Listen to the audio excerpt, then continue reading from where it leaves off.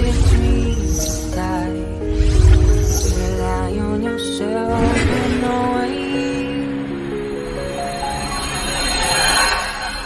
Believe.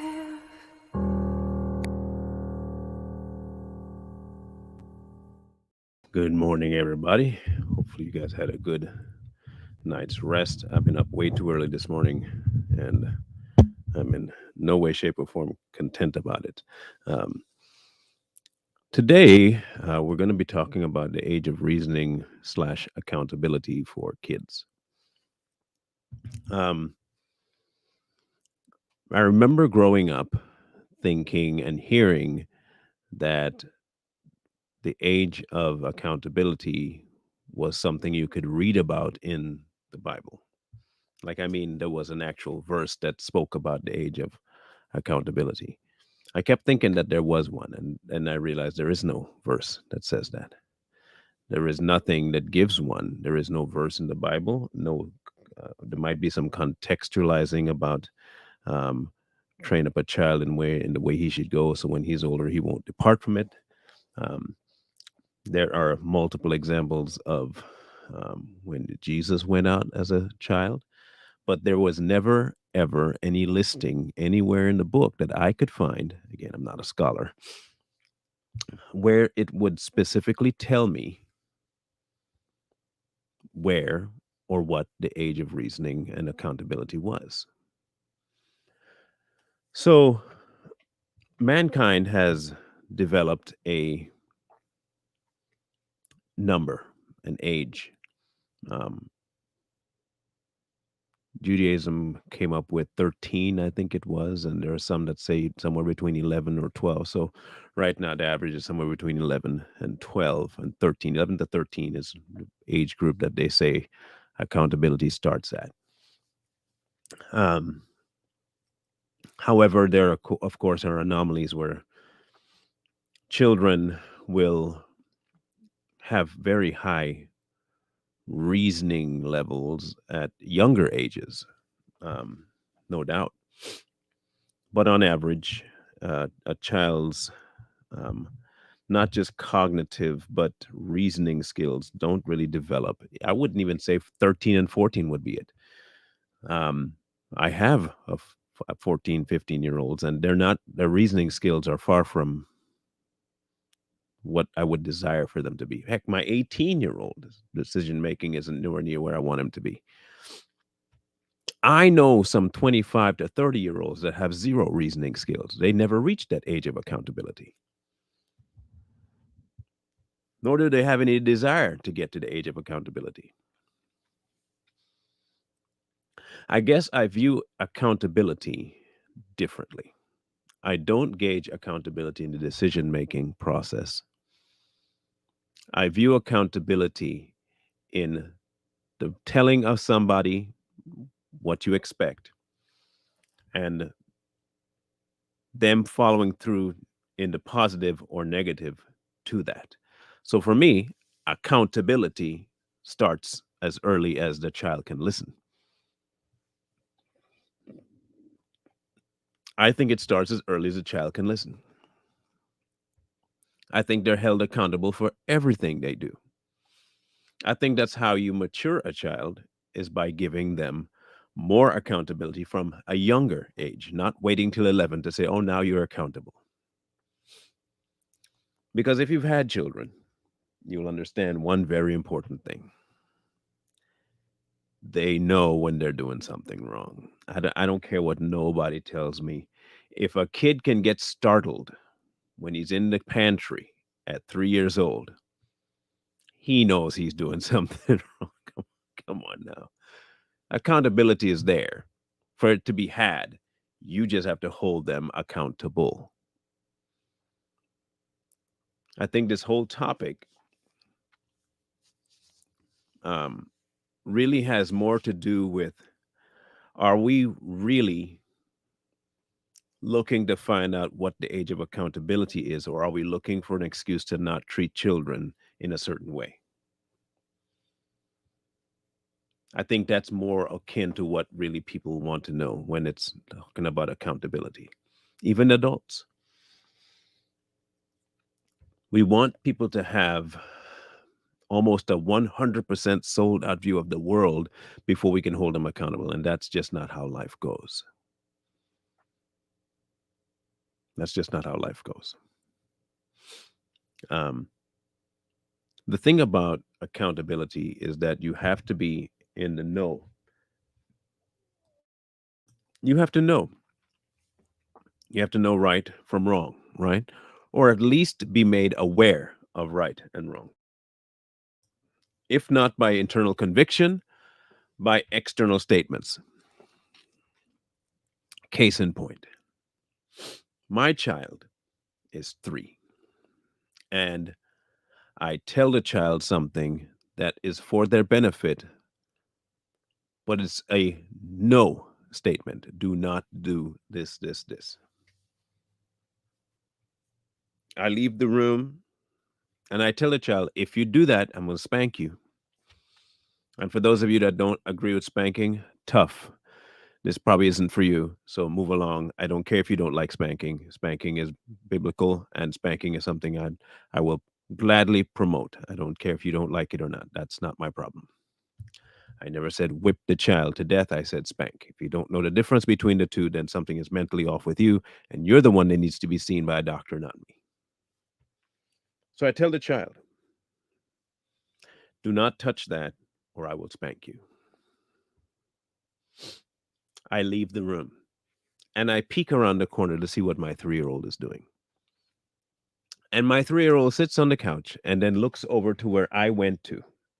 The instant they do that, they know exactly what they are doing.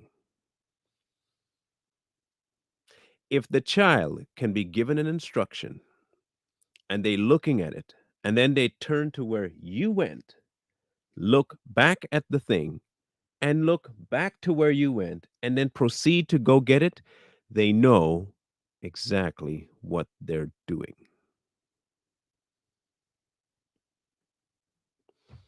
They are reasoning for themselves right there that, oh, she left, he left.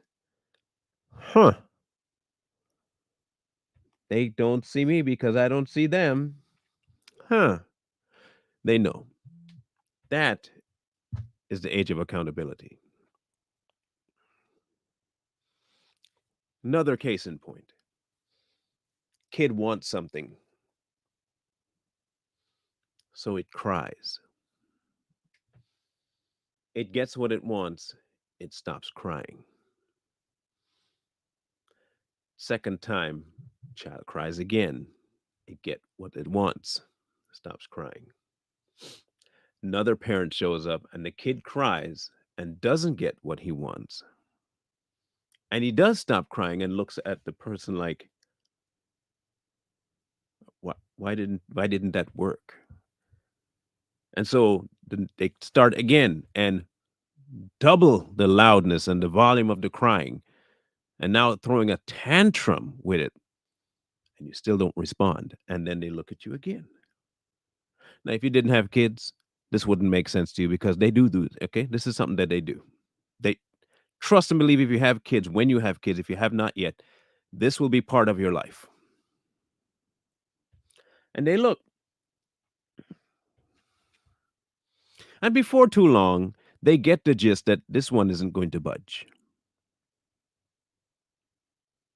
That kind of behavior is showing you that they are well aware of what their actions can produce if it is taken rightly by the person they're putting their actions towards. Because they are trying to elicit that behavior from you of giving them something using the thing that worked before. That's reasoning. That is logically thinking out their next step, making them accountable. Because they've had enough reasoning, you don't have to be a super intellect to reason through what you want to do and what you don't want to do. You just have to want it, and you'll find a way to get it. I think all too often we want to treat children as though they don't understand. The bad thing about it is that when you treat them like they don't understand, eventually they will not understand. Because what you end up doing is not only coddling them, but you end up destroying reason. You destroy proper behavior. And there is such a thing as proper behavior. Again, don't care if people agree or disagree. There is such a thing as proper behavior.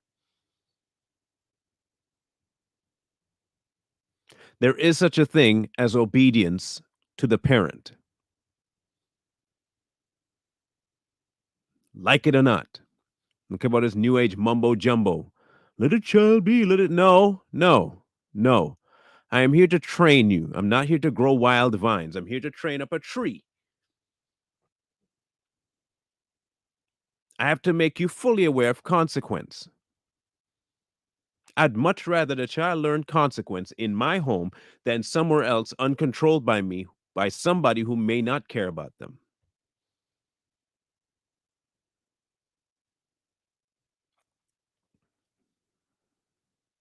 You see, the same approach people take with kids is the same approach they take with Christianity.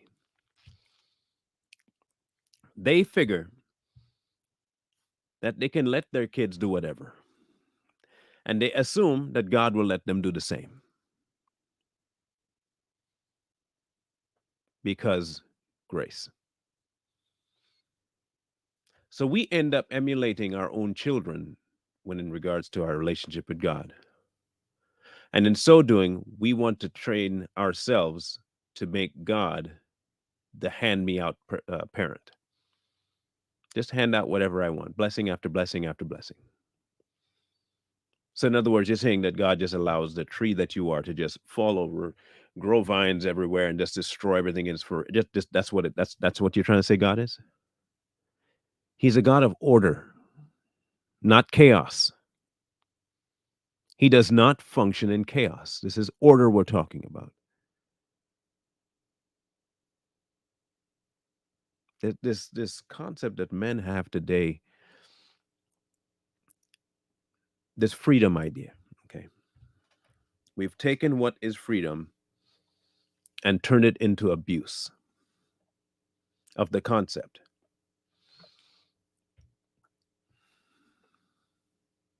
That's what we've done.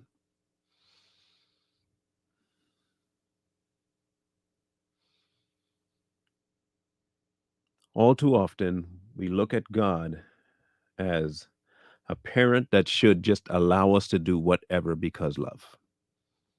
Not realizing that because love, he will not allow us to just do anything. But because of his love, he will not just allow you to willy nilly do crazy stuff. He set certain things in place for the punishment to set itself up. When certain actions are done, the consequence instantaneously sets in. He's built even the entire universe like that. Every action brings a reaction in some way, shape, form, or fashion by design. By design. He will rebuke you just like a parent should. He will punish you like a parent would. He will restrain you like a parent should. And then there are times he will just let you run free within the confines of his will. But for some reason, we don't actually want to take the parenting advice that God gives and how he operates with us and apply it to our kids.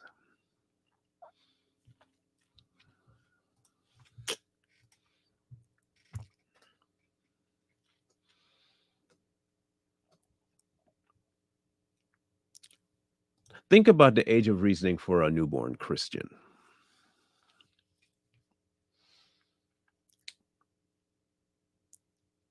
Now, a new believer has one of the toughest struggles, I believe, simply because of the family that they may be associated with when they become one. Hear me out.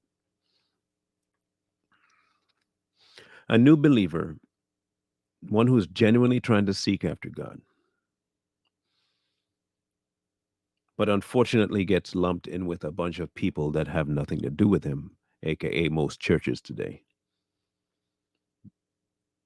They end up hitting a massive wall because what they desire is not what they're seeing take place in the location that says that they know him.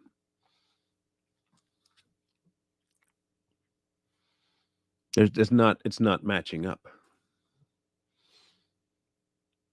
And even when they do their own thing, there is no accountability in the body that they're a part of.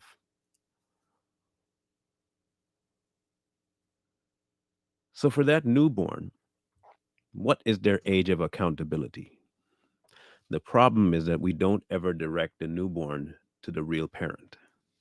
We like to direct them to the preacher and to the pastor and to the deacon and to the elder and to the new group, that the new believers group, and to this and to that and to that, never to the parent who gives accountability day in, day out without man's interference. It doesn't happen because the body that they join wants control.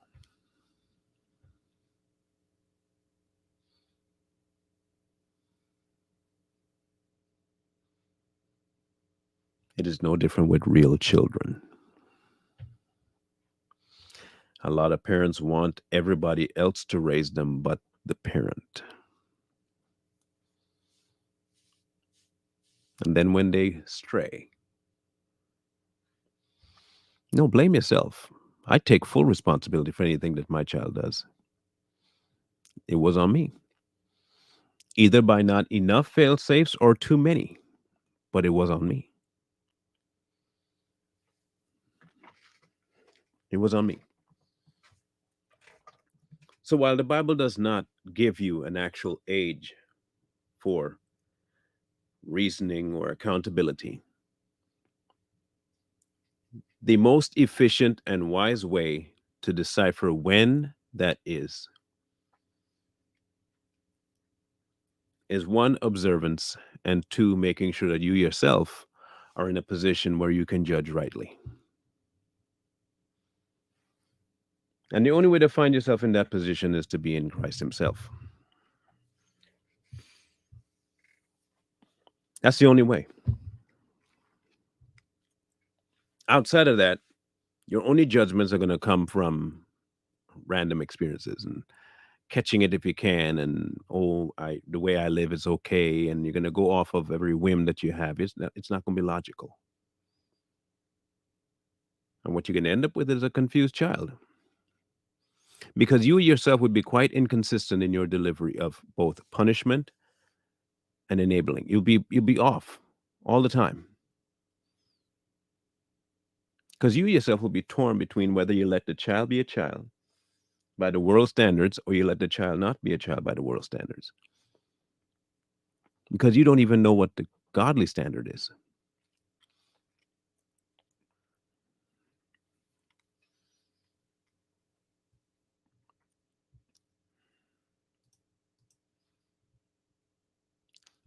So like I said, Judaism 13,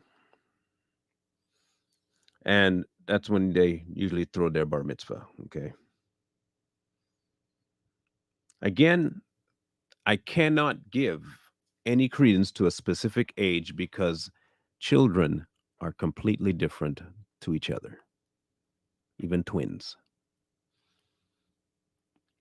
which is why it behooves us to be interactive as parents with our child from young so we can understand them and they can understand us. It is no different than our relationship with God. The more time we spend with Him, the more we understand His rules, laws, regulations, and the easier it will be for us to follow. But that comes from intimate time. If I'm just a parent and I'm only home 1 hour a day and that's all I see my child, chances are that kid ain't going to listen to me very well. The child's just not going to listen to me very well. Meanwhile, the mom's home all the time. If she's doing her job, the kid will listen to her way more than the father. That's just a process of natural occurrence. Now, I can offset that by the times that I am free to make sure I have all of my time committed to my child. I can easily offset that. So I can replace the amount of time with the quality of time. Hence the excuse that most believers give, I don't have time for one on one time with God.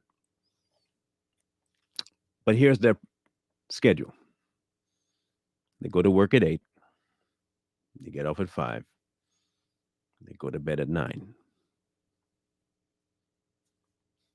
but they have no time. Get up in the morning, they have their coffee, read their paper, or scroll through the news, get dressed, and go to work. Come home, sit down, eat, watch TV, go to bed. That they have no time.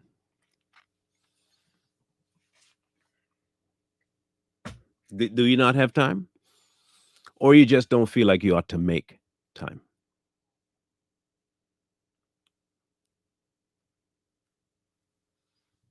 Every child wants to spend time with their parent, and every parent ought to spend time with their child. If you are looking to build and foster a good relationship, unity, love, you'll spend time. I think the question of the age of accountability is not so much for children because, ironically, that works itself out. The bigger question is, are we spiritually at an age of accountability?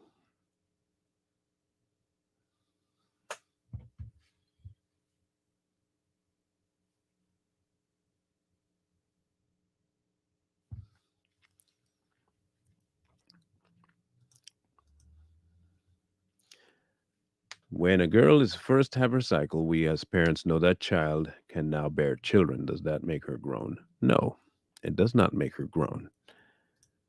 It means the onset of puberty.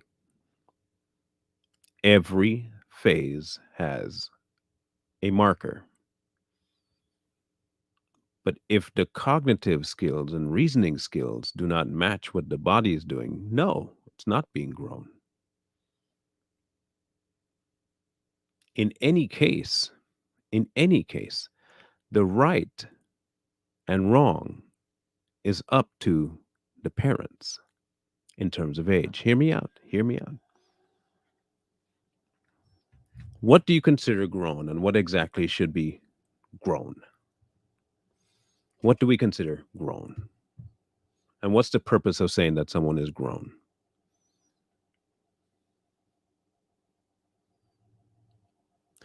Say, for instance, you have a daughter. And we'll go stick with the girls.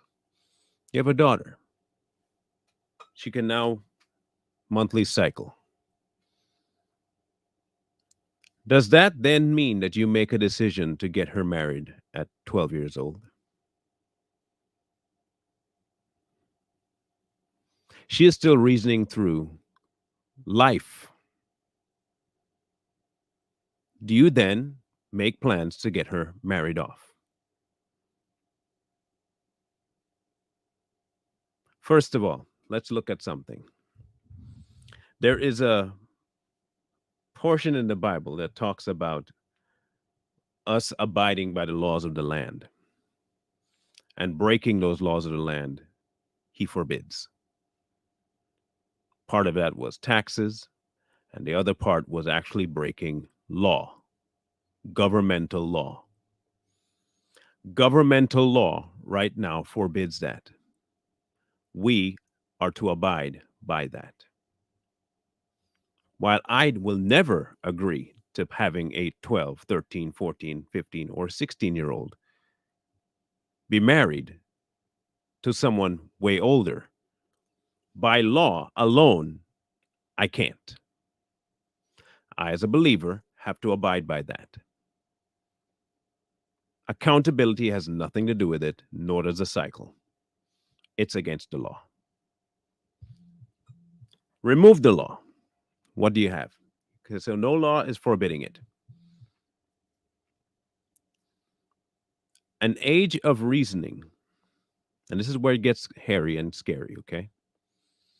An age of reasoning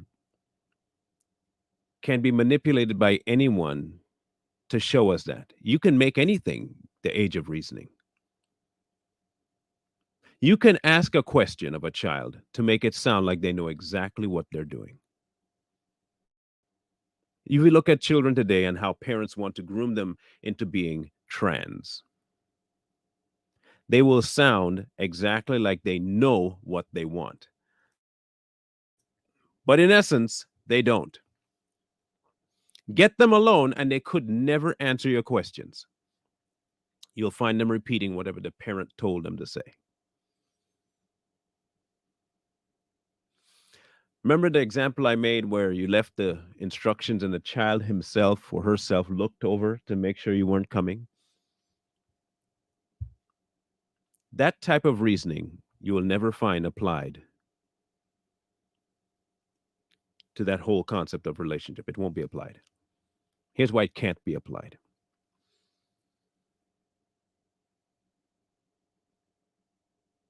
For a relationship to mean anything, one enters into it by choice. Okay. So you say that your 15-year-old and your 13-year-old chooses to get married.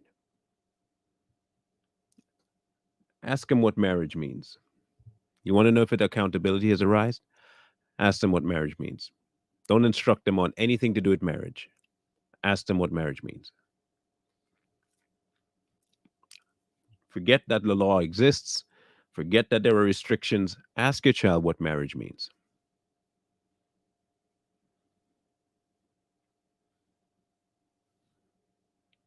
Then you'll get your answer about whether or not they're accountable to marriage or not. Because I'm going to say about 99% of the time, you'll never get the answer of what marriage means from a 16-year-old.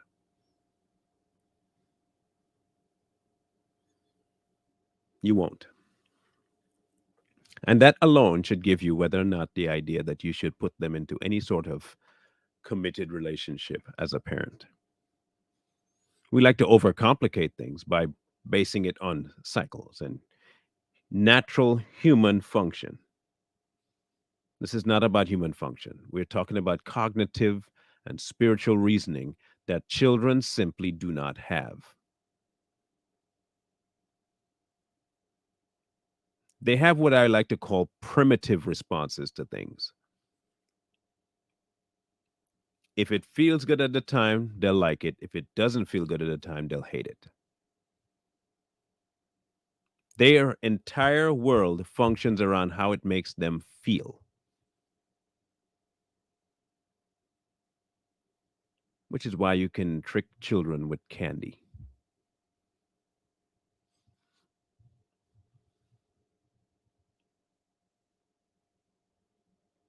Heck, you can coerce a child to marry you just by saying you have money and can get them anything they want. That child will somehow all of a sudden be the age of reasoning real quick.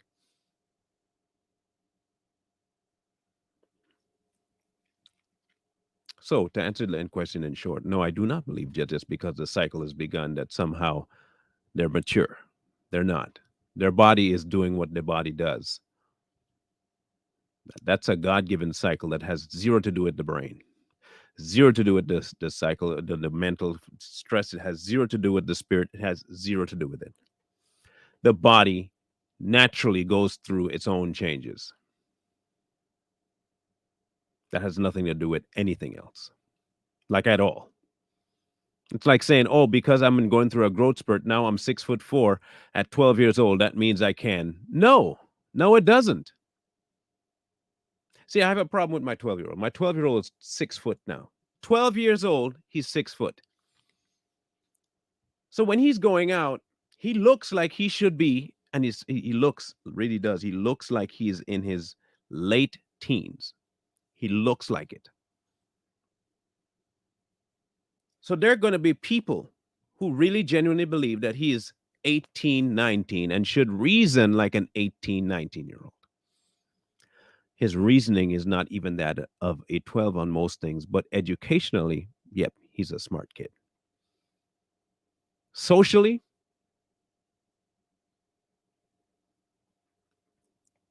nope. Hygienically, nope. So he's not mature. He's not of a reasoning age compared to what he looks like.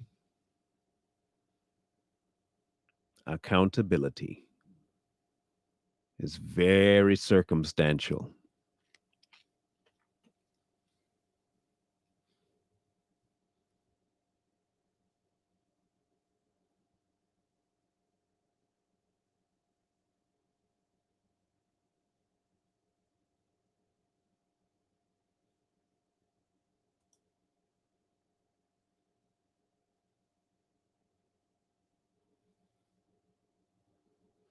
Very circumstantial.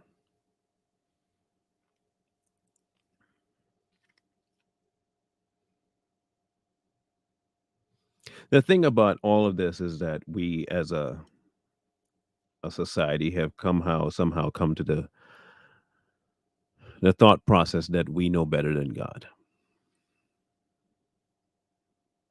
We don't actually trust Him for the stuff that we need to trust Him for, which is everything. We want to tell Him, well, you can have this, this, this, and this, and I'll trust you with that. But this, and this is mine to take care of.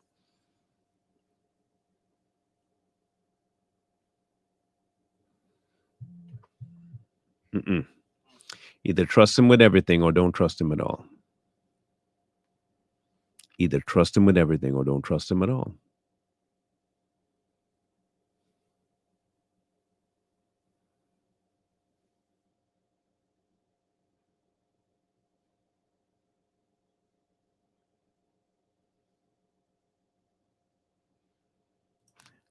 Give me more clarification on that question, please, Angela. Not the first half necessarily, the second half. I don't necessarily need to know what is wrong. I just need to know what you mean by I need to know God is waiting for me.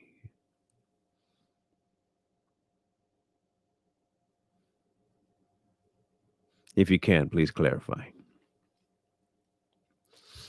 Um, I went to school and I was going to be a teacher. So we learned a lot about early childhood development and the things that make children tick and what exactly a child's mental state is at certain ages. We had to learn all this. We went through the Piaget model. We went through all of this crazy stuff that for teaching that psychologists and all these people figured out about the growth of children's minds, the growth of their bodies in relation to their minds, how they reason, how they don't reason, how they came up with the tier system for schooling from K through 12, what made them think that a kid could assimilate the kind of information in 1 year that they have given them to move them forward every year based on their cognitive skills on an average and all this. Okay. And in no way, shape, form, or fashion did they have any concrete ideas of what they were talking about. They had anecdotal and they had circumstantial and they had majority type information that they put as gold standard when it really doesn't apply to every child.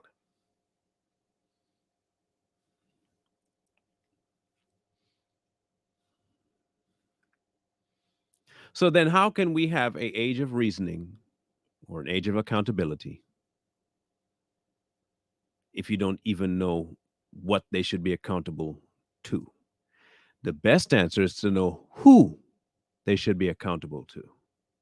Not a what, not a sequence of commands, a who, which is why he said to train a child in the way he should go, which is the way of God.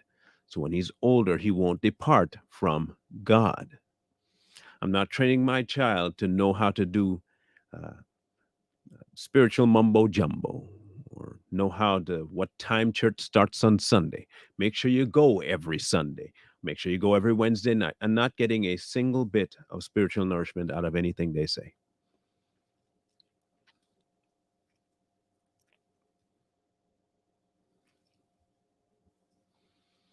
You train your child to know God. You know why? Because He's the one that built them. He built them. He knows every person personally.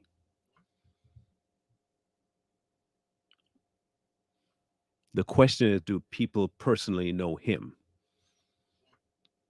You are to train your child to personally know Him, the person who knows them. And in turn, because He can speak to a part of them that you will never be able to reach, they will reach where they need to get to on His time and in His way, and you would have done your job. You would have done your job.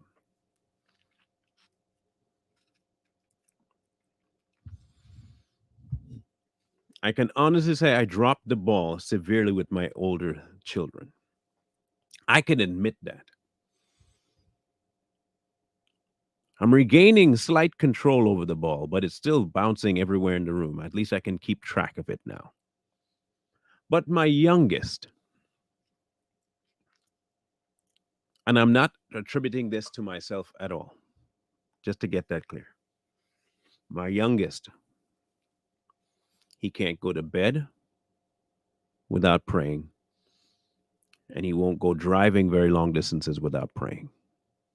On his way back right now, they're driving back from New Jersey right now, his mother and himself.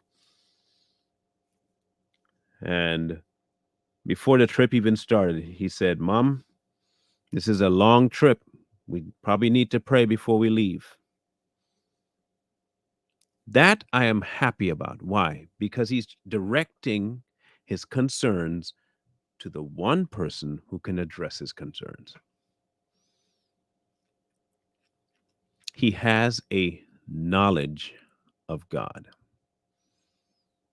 He may not know him fully or deeply yet, but he knows him as a child ought. That is training my child. So whether the age of accountability comes to him at 11, 13, 15, 10, doesn't matter because his reasoning will be based on somebody who never strays from proper reasoning. He's looking to somebody who's perfect.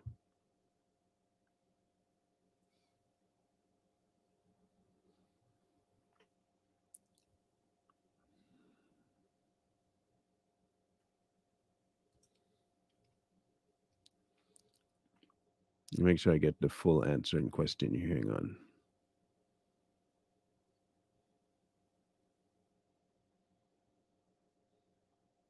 Okay, I think that's it.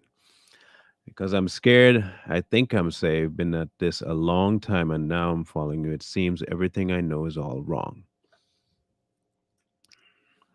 Okay. Let me just switch gears real quick because I think I've exhausted the point of the reasoning anyway with the children.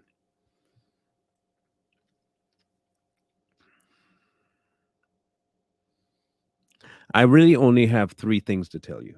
Okay. Um, Three things.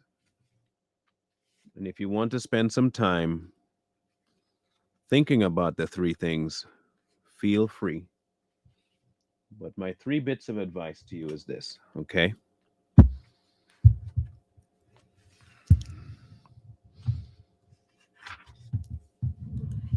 Here's the first question I have for you.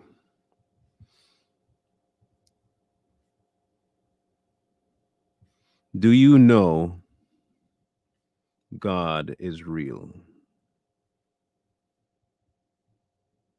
and that knowledge bolsters your belief in what he does? Doesn't even have to apply to you. Do you know that God is real? That's the first, very first question I have for you. If you wouldn't mind, right? Perfect. So you said yes, you know God is real.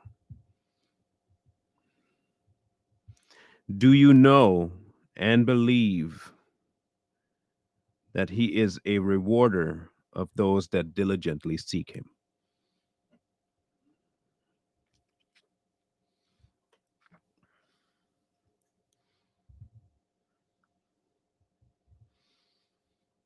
Do you know that? Do you know that he is a rewarder of those that diligently seek him? Perfect.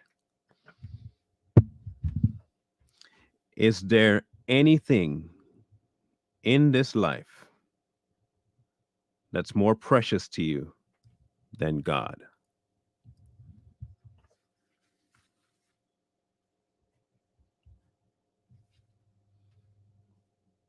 including life itself? Is there anything in life more precious to you than God?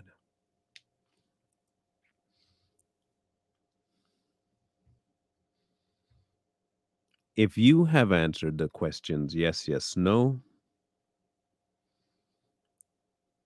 your feelings about things have no bearing on reality.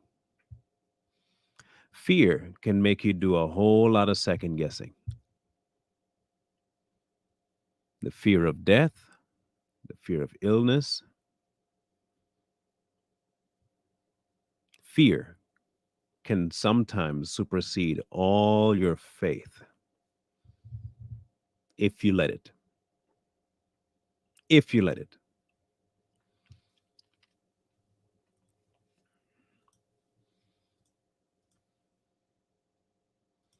I'm going to try and see if I can.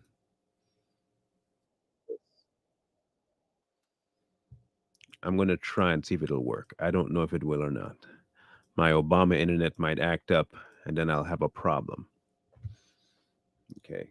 Because I don't know whether or not you've seen this yet, Angela, or not. Um, I think I've told you guys the story of Jessica, Jessica Moreland. I think I've told you guys the story. Um, Jessica was in your position, Angela. She was in your position. Death was at her door.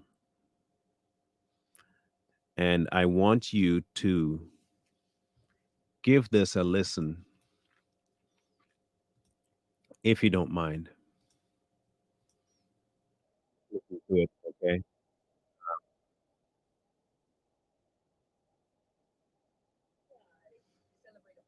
This is a song that the family wrote. Her husband, herself, and her son wrote this song. It's up on my YouTube page, but I want you to just listen carefully to the words, and then I'll tell you what the outcome was for this family. But this is specifically for you, okay, Angela, specifically. And I hope, I really hope that this plays properly and not goes into the Obama phase of things. I really do. I want to make sure you're still in the room, first of all, Angela. So if you're here, please let me know. I'll take the comment down so you can see the words. I'm pretty sure that it's not available, but I think they're up there on the screen anyway. Okay? I'm going to let it play. I'm going to take me off the screen because this song gets me every time. So I don't want that to be seen. So just listen.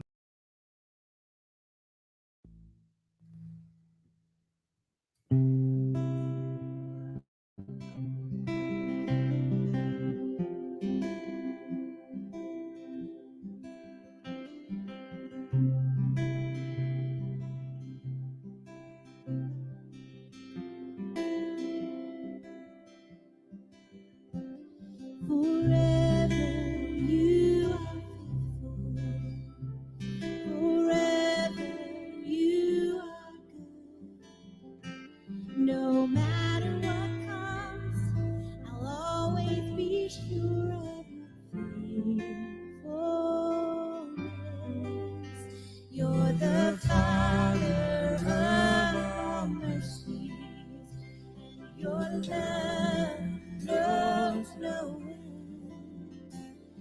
your comfort and peace are living in me through your faithfulness.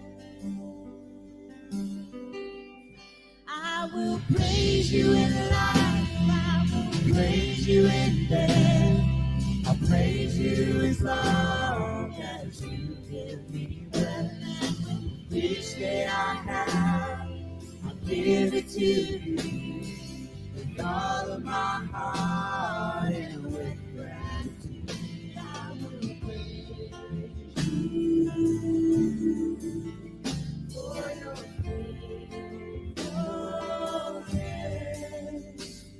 Oh, forever you are faithful. Forever you are good. No matter what comes, I'll always be sure of your faithfulness. You're the Father of all mercy. Your love knows no end. Your comfort and peace are living in me through your Lord. I will praise you in life, I will praise you in death. I'll praise you as long as you give me breath. And each day I have, I'll give it to you with all of my heart and with gratitude. I will praise you for your faithfulness. Oh,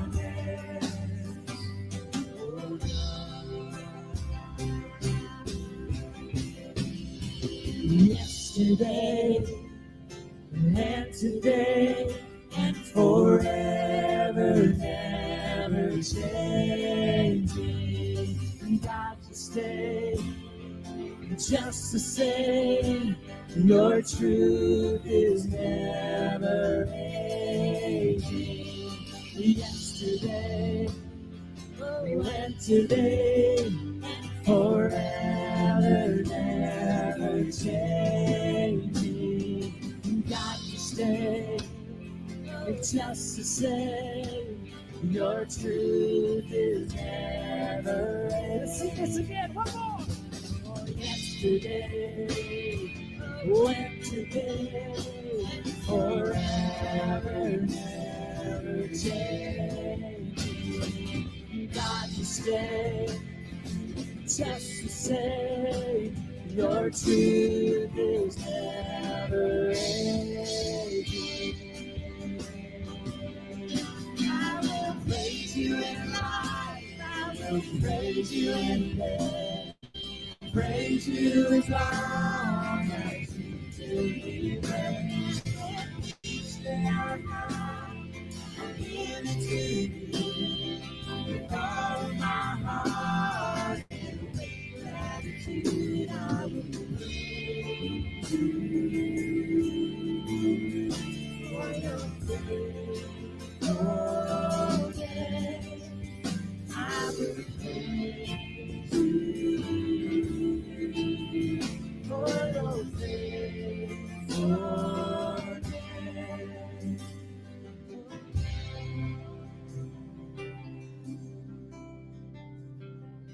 He's perfectly faithful, isn't he?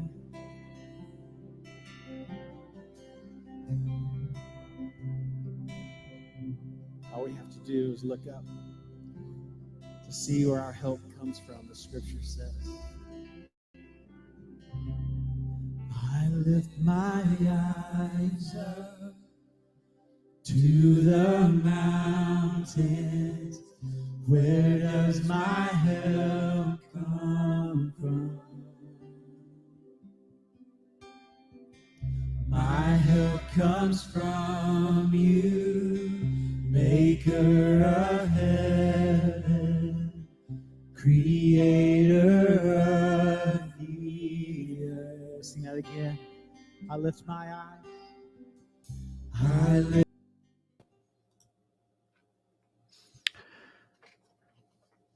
So, Angela, um, the end result of her life was death.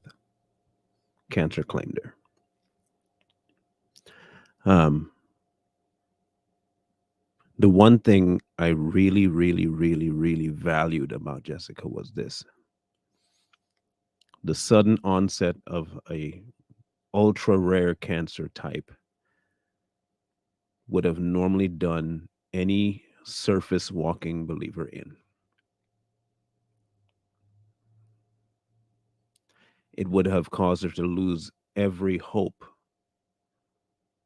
that God cared, because the surface believing Christian would take blessings as what is given and not the person blessing them.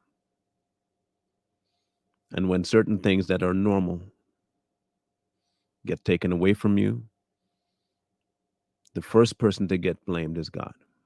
You've moved from me, you've left me. Not realizing that all he's doing is beckoning you to draw closer to him. Because the real blessing isn't in life and what you get, the blessing is knowing him. Jessica never wavered. Chemo ravaged her body, the cancer ate away at her, and I never heard that lady go against God. Whenever she felt good enough, she was with people praising.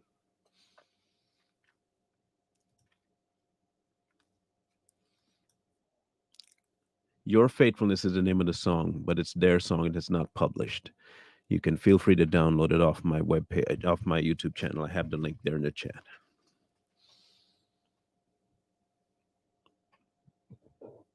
If you were in that phase, Angela, of what you consider transitioning,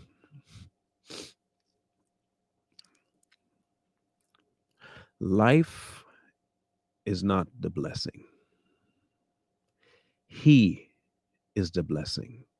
The blessing is getting to know him in life. Do not let fear replace what you've known about God. Pain, anguish, the possibility of death are the ultimate tests of your belief and trust in God Himself because of who He is. Not what He gives you, not what you can get, but who He is. The fact that He does not change and is not changed based on circumstances is enough to give you comfort.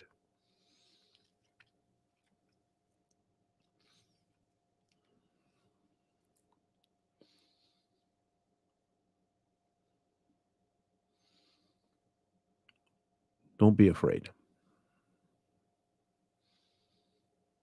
Fear is not of Him.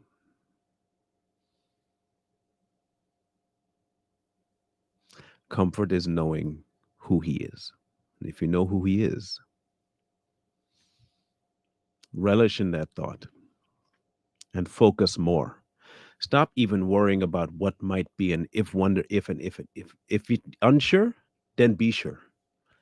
Do the things to be sure. Whatever time you have left, focus all of it on getting to know Him. Whatever time you have left, forget what you may or may not know. At this point, forget it. Whether the past was wrong or right, you have now. You have right now, while you're cognizant, to know everything you need to know about Him right now. All the important elements for life you can learn right now directly from Him. This is the time you have. Forget what you may have gotten wrong. Forget that. That's what's going to keep you from focusing on Him now. What if I knew, but if I only, okay, fine. If he did or if he didn't, either way, you have now.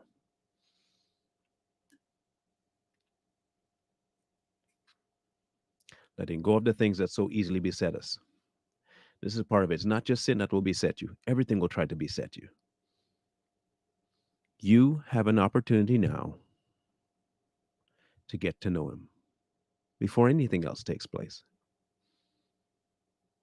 He can undo everything in a. That's the God we serve.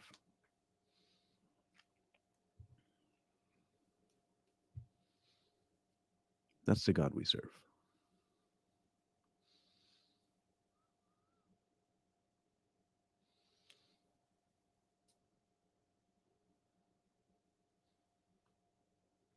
Take some time today, Angela, and just talk to him. Take all day and talk to him. Sit in the Psalms and just keep repeating it.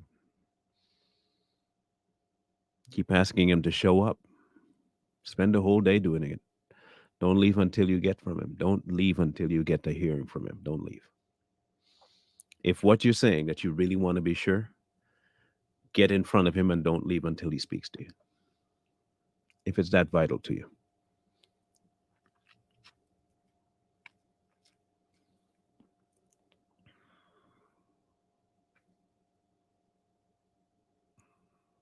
And if this is the end, if this is the end, Angela, and you have been following him for him, this is just a springboard into a relaxing, cool ocean. You're one step closer to seeing him face to face. That's all. You're one step closer than all of us here.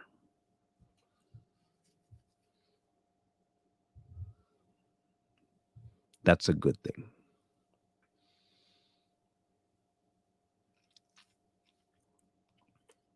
In either case, tomorrow we'll be talking about hell.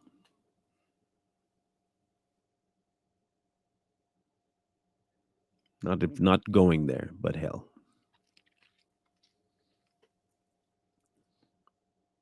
Um, so prep for that one. The title will be "The Worm Dieth Not."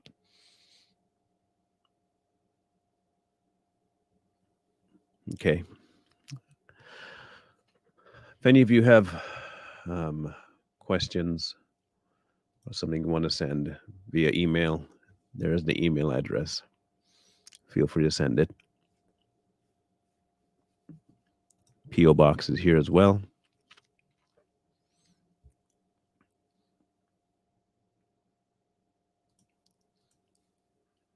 And if you are moved to do anything with the two links down below scrolling across the bottom, feel free. Okay. So, Angela, take it to God. Take it to him. He's the only one that can answer any of your questions. And in any case, he's the only one you need right now anyway, for who he is, not what he can give you. Go to him for him. Get in front of him and just praise him. For nothing else but who he is. Just praise him.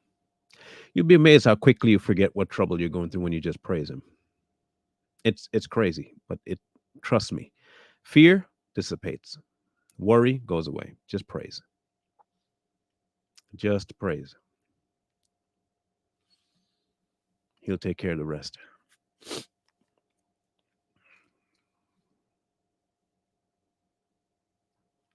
Okay. Y'all have a grand rest of the day. We'll see you on Too Strong tonight. Um, and then on, I think we're having a mix tonight too. Yeah, we're having a mix tonight. So no Savage today. Tomorrow will be the Savage Patriots, but we'll see you guys tonight. And then again in the morning for Thursday's Hell topic. Until then, wisdom calls to you from the streets. Please, please, please find wisdom. Peace. Hold tight the dreams, for if dreams die, rely on yourself.